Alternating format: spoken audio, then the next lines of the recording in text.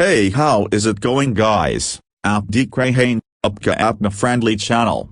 Hope you are having an absolutely fantastic day. Today we are gonna discuss best non-pirated games that I have found and are for low-end PCs. Most of these games can run on most PCs and are similar to the ones played by the gamers, so if you are out to find games for your new series, these can be some. So let's get started.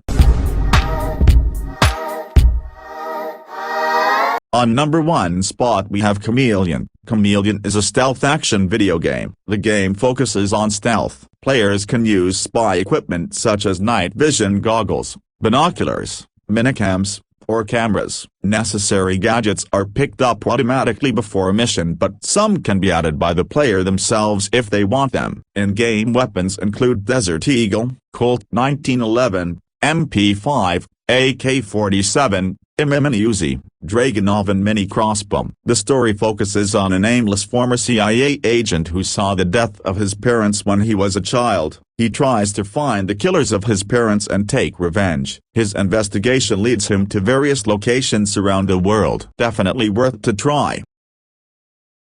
On number 2 spot we have Ultimate Spider-Man. This game is one of my favorites. In this, players can play on both sides in Ultimate Spider-Man, which means it allows players to take on the role of Spider-Man and a supervillain in an original storyline. Dive into an immersive adventure as you experience a living comic book illustrated with 3D comic inking technology. The game's expanded, free-roaming environments deliver a deep adventure with a variety of challenging missions, diverse gameplay and an improved combat system that allows players to face off against the largest number of characters from the Spider-Man universe ever assembled in one video game. Definitely worth to try.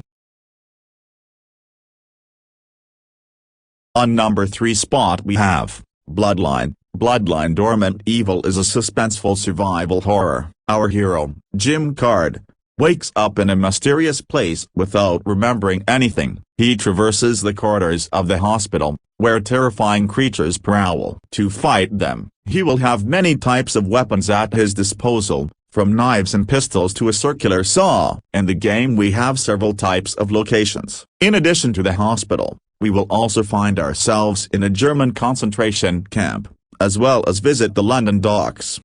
On number 4 spot we have Maze Knight Apocalypse. In Maze Knight Apocalypse, players assume the role of one of 5 playable characters, each with 3 separate skill paths. Skills are developed depending on playstyle, rather than manual selection of skills. Individual skills and attributes gain experience on increase in level as they are used. As the game progresses, the player is partnered with the other members of the Oathsworn and are able to control the other characters with basic commands: attack, follow, stop. If another character in the party dies, they will respawn at save points throughout the game. The game consists of 6 chapters, each containing a linear dungeon. Throughout the dungeons there are mobs of monsters that drop various items, such as armor, magic stones, and consumables, along with employing puzzle elements. A crafting system allows players to create and enhance weapons from magic stones dropped by mobs and make potions using various herbs found throughout the game. Several bugs were reported in multiplayer, but single players is still a bit playable.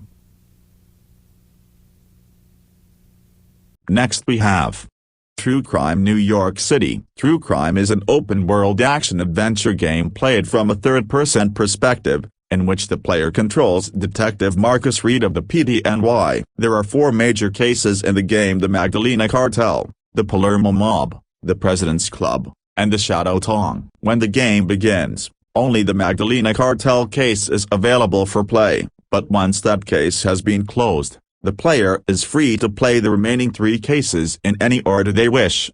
The game falls into the subgenre of Grand Theft Auto clones, as the core gameplay and game mechanics are very similar to 2001's Grand Theft Auto 3, 2002's Grand Theft Auto, Vice City, and 2004's Grand Theft Auto, San Andreas. The player can travel across the city freely, commandeer vehicles, do whatever they want in terms of attacking and or killing innocent civilians, progress through the storyline at their own leisure, spending as much time traversing the city as they wished, and engage in minigames and side quests. The 3 main side quests are a street racing circuit, an underground fight club tournament, and securing confidential informants. Even the game's predecessor, True Crime, Streets of LA is for low-end PC. I suggest to play that first. So guys, that's all for today. Download links for the games will be in description or in comments. Hope you guys liked the games and will be playing them. Please subscribe as it takes a lot of efforts to make a video. Now then, keep up low-end gamers and see you in the next one. Till then, good vida. But you're never gonna beat me. Look the other way, what I'm doing ain't easy.